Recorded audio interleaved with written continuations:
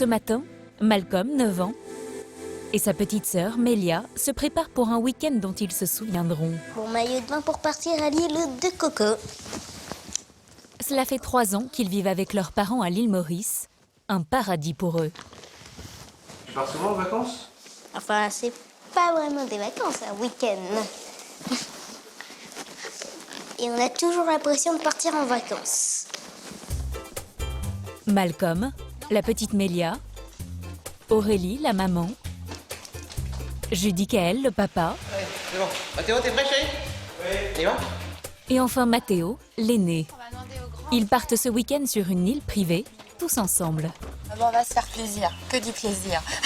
En famille, tous les dimanches, c'est vraiment obligatoire d'être en famille. C'est un moment privilégié. Après 1 heure de route, ils arrivent à l'embarcadère, où les attend un accueil personnalisé.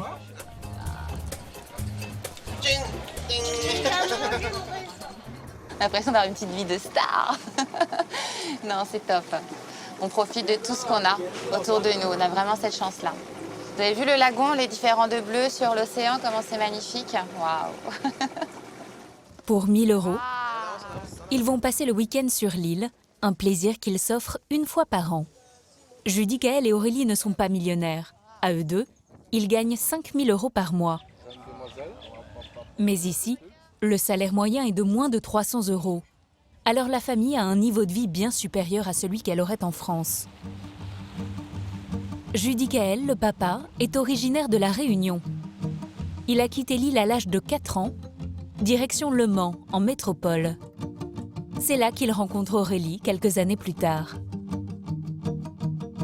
Elle est en train de finir son CAP coiffure.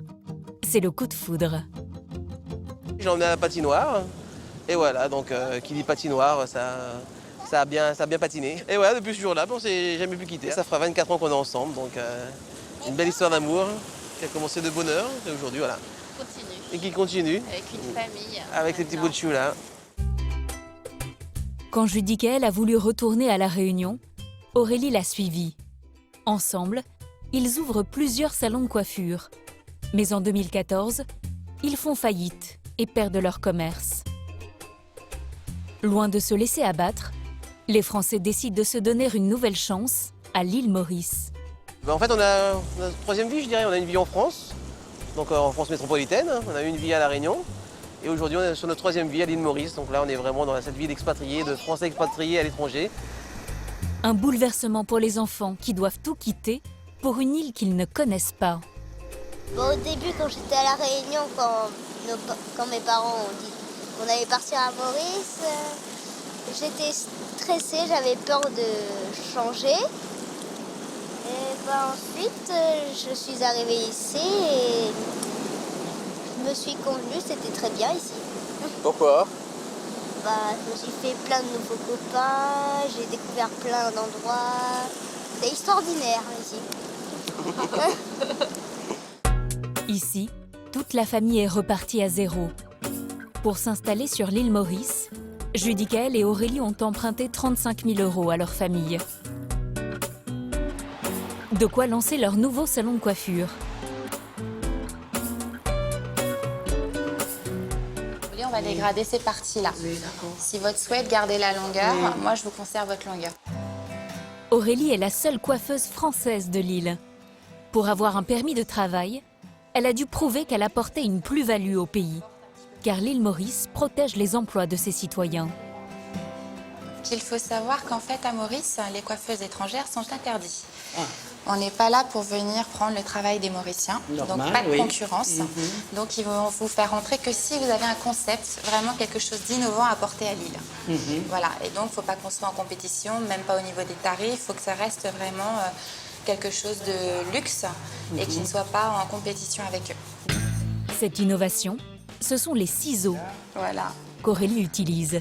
C'est une invention taïwanaise. Elle a acheté l'exclusivité pour tout l'océan Indien. Là, par exemple, je vais vous montrer, vous avez le ciseau droit que vous retrouvez chez la plupart des coiffeurs.